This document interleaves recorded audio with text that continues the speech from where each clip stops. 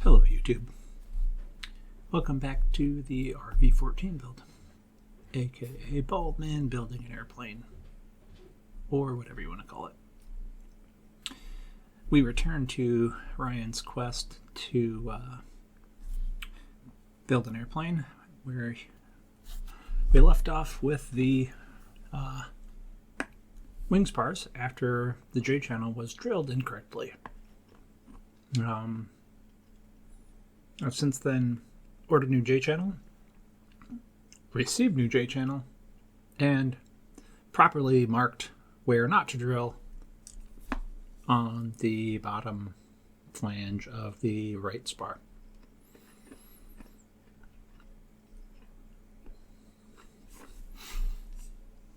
So, repeating all of what was done a few videos ago as far as the spar series was concerned, and just drilling out all the J channel stuff. Excuse me. Then gonna flip it over, turn the whole thing around, drill the pieces that we couldn't drill from the other side, and then quickly deburr it all in like quadruple speed, and then we'll get to work on let's see here, additional countersinking and nut plate installation. So also when deburring, I absolutely loved sort of like hanging the J channel over the spar flange. That worked out really well. So I think the step before that was actually, I'm using the reamer here to final size all the holes.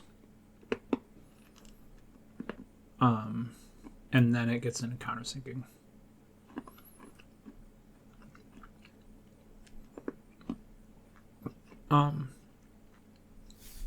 There's questions or discussion around, orientation of your drill, your work when you're doing countersinking. I found for these flush rivets that I could do it sideways pretty easily. When it came to the crazy countersinks that are needed for the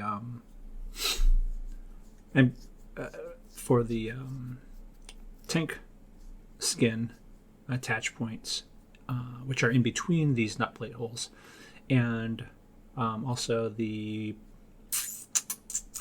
access panel holes. They go really deep, and I didn't like the idea of holding it like sideways there. So instead I stood the whole assembly up on end, and then we'll see in a minute, just use gravity to help the drill sort of center in the nut plates. So, but I think first we're going to go through and quickly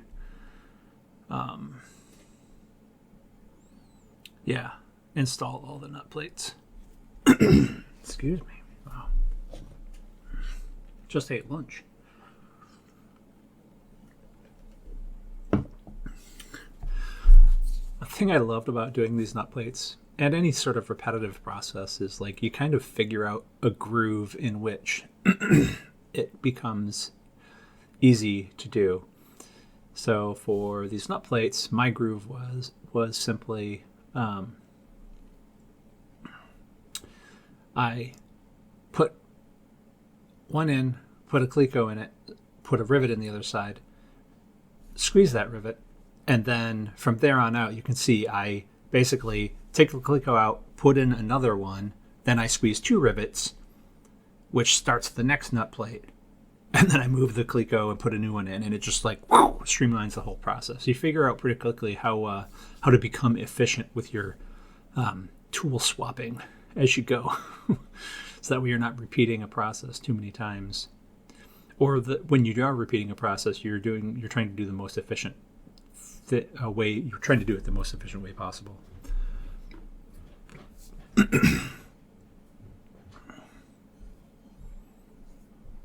So yeah, looks like I'm not doing the countersinking into the spar for the nut plate areas where the tank attaches or the access panels in this one. So I guess that's going to be in the next one. And then after that, we're going to do the aileron and autopilot servo attach brackets. And then this right spar will be done. So we'll see you next time for the completion. Thanks for stopping by. See you then.